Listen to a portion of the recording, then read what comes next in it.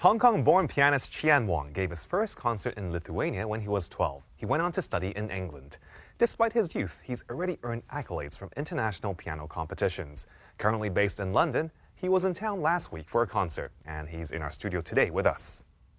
It's marvelous to have you back in the studio. The last time we had a conversation here, you had made your Asian debut with the Hong Kong Arts Festival. Yes. That was some 6 years ago or so. Yeah. What have you been up to since?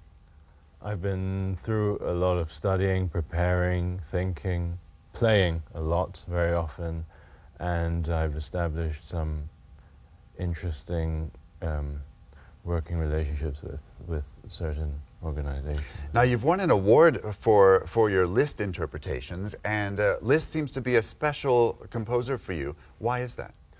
Well, it's one of those things that I always return to, and I always find something afresh in it. It teaches me something new about, well, the life, the space that we live in, silence, for example.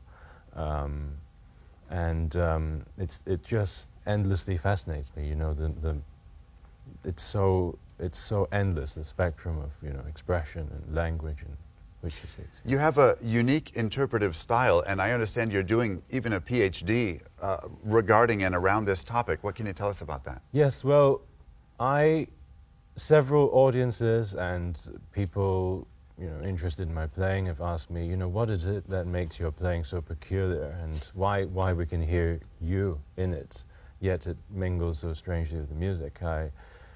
And it's a lot to do with the older sort of generation, and our generation, we're very fortunate because we have YouTube, everything, and there are a lot of archives coming out, and how do we interact with these old materials? How do they become our teachers?